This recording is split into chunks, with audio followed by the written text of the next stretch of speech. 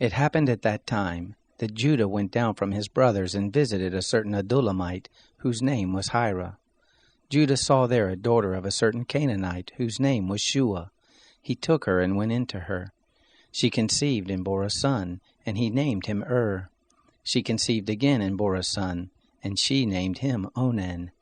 She yet again bore a son, and named him Shelah, and he was at Kezib when she bore him.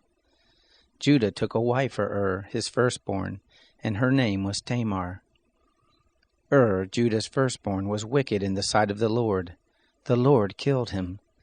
Judah said to Onan, Go into your brother's wife, and perform the duty of a husband's brother to her, and raise up seed to your brother. Onan knew that the seed wouldn't be his, and it happened, when he went into his brother's wife, that he spilled it on the ground, lest he should give his seed to his brother. The thing which he did was evil in the sight of the Lord, and he killed him also. Then Judah said to Tamar his daughter-in-law, Remain a widow in your father's house, until Shelah my son is grown up.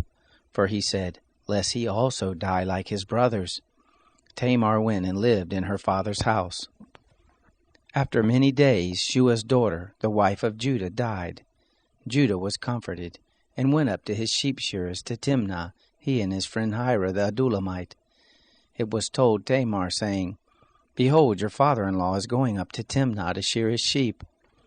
She took off the garments of her widowhood, and covered herself with her veil, and wrapped herself, and sat in the gate of Enaim, which is by the way to Timnah.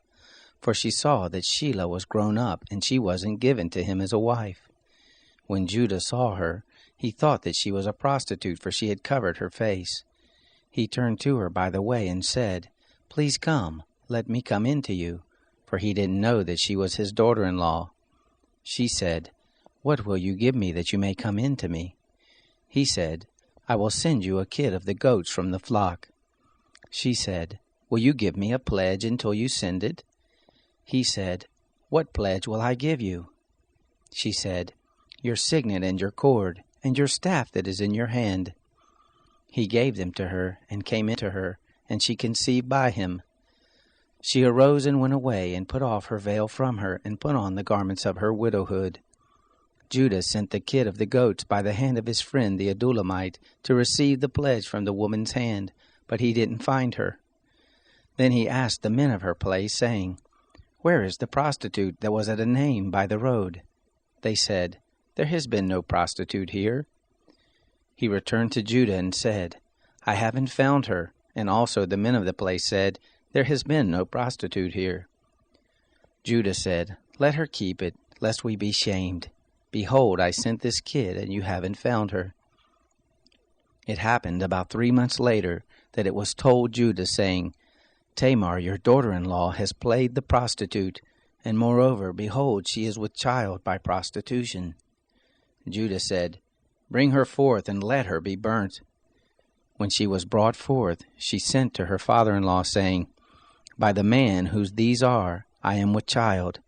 She also said, Please discern whose are these, the signet, and the cords, and the staff. Judah acknowledged them and said, She is more righteous than I, because I didn't give her to Shelah my son.